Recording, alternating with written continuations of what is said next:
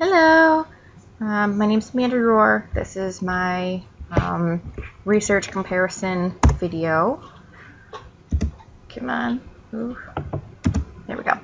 So the two studies that I'm comparing are trends and characteristics in multiple product use among adolescents who use electronic cigarettes, and reasons for electronic cigarette experimentation and discontinuation among adolescents and young adults.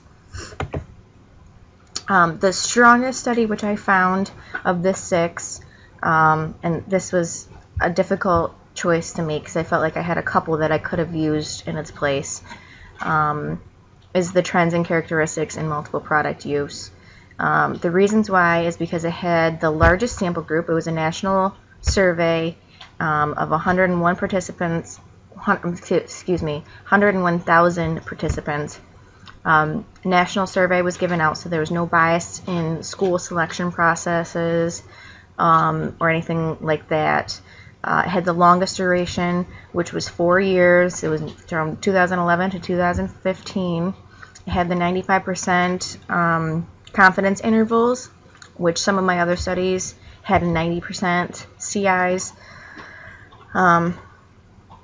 And they did sensitivity checks where they excluded missing data instead of including it and including them as zeros, which would have otherwise skewed the results. So if there was a participant who didn't answer everything on the survey, their survey was thrown out. They were just not. I'm sorry, I'm having a brain fart. They were not included. I don't know why I was struggling with that. The weakest study, and I had another one that I went back and forth with this one with, is the reasons for electronic cigarette experimentation. And the main reason why I chose this one is because of the bias that was used to select schools. They chose their schools based on demographic and economical data.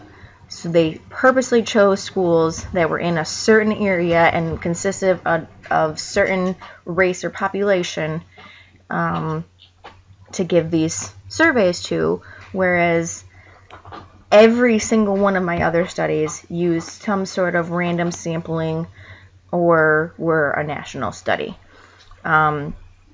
Surveys were given during class, so attendance affected the answer rate. And then they had a small sample size. They only used 4 Connecticut high schools, 2 Connecticut middle schools, and 1 Connecticut university. So obviously, and especially comparing it to my last study, which was a national approach, I felt like this is going to skew the results because you're not pulling from the correct areas to get something that can be applied nationally. And these are the references for those studies. The top one is the strongest study, and the bottom one is the weakest study. So thank you for your time, and good luck with the rest of the semester.